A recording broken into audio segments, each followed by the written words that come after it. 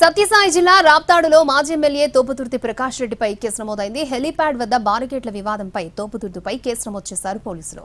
జగన్ రాప్తాడుకు వచ్చిన టైంలో కార్యకర్తలు బారికేట్లను తోసుకుంటూ లోపలికొచ్చారు. అయితే హెలీప్యాడ్ వద్ద బారికేడ్స్ సరిగ్గా లేవని మాజీ ఎమ్మెల్యే ప్రకాష్ రెడ్డి దృష్టికి తీసుకెళ్లామని చెప్తున్నారు. స్వయంగా డీఎస్పీ వెళ్లి తోపుతుర్తికి చెప్పినా పట్టించుకోలేదని చెబుతున్నారు.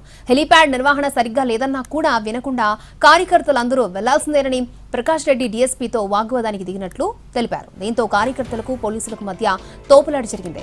దీంతో కానిస్టేబుల్ నరేంద్ర కుమార్ ఇచ్చిన ఫిర్యాదుతో కేసు నమోదు చేసి దర్యాప్తు చేపట్టారు పోలీసులు. పోలీసు వ్యవస్థకు జగన్ క్షమాపణ చెప్పాలని డిమాండ్ చేశారు బీజేపీ నేత పురంధేశ్వరి.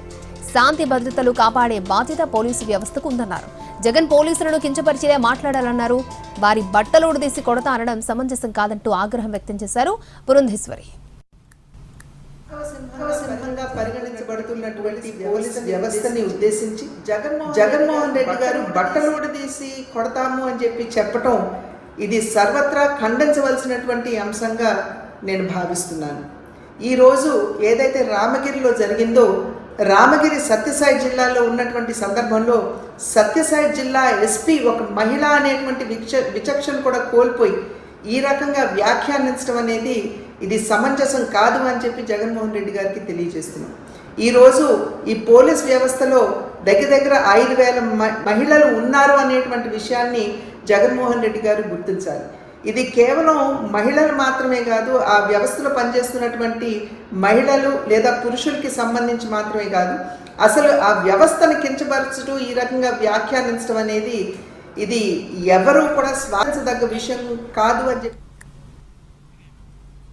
రాప్తాడు పర్యటనలో ఉద్దేశపూర్వకంగానే గొడవలు సృష్టించేందుకు మాజీ సీఎం జగన్ ప్రయత్నించారని హోంమంత్రి అనిత విమర్శించారు. గొడవలు జరిగే అవకాశం ఉందని నిఘా వర్గాల సమాచారంతోనే 1,100 మంది పోలీసులతో భద్రతా ఏర్పాట్లు చేసినట్టు తెలిపారు. అయినా డబ్బులిచ్చి వైసీపీ కార్యకర్తల్ని భారీగా రప్పించి పోలీసులపై దాడికి దిగారన్నారు. పర్యటన తర్వాత రోడ్డు మార్గంలో వెళ్లేందుకు జగన్ ముందుగానే నిర్ణయించుకున్నారని ఆమె చెప్పారు. ఘర్షణ సృష్టించి ఆ నెపాన్ని పోలీసులు ప్రభుత్వంపై నెట్టేందుకు హెలికాప్టర్ నాటకమాడారని మండిపడ్డారు. కాసేపటికే అదే హెలికాప్టర్లో పైలట్ ఎలా వెళ్లిపోయాడంటూ ప్రశ్నించారు.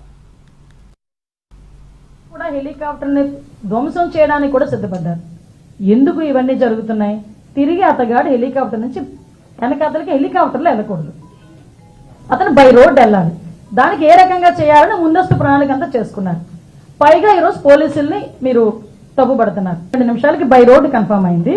12:56కి చాపర్ టేకప్ అయిపోయింది. చాపర్ ఎగరటానికి విఐపి ఉంటే ఎగరటానికి ఇబ్బంది అట.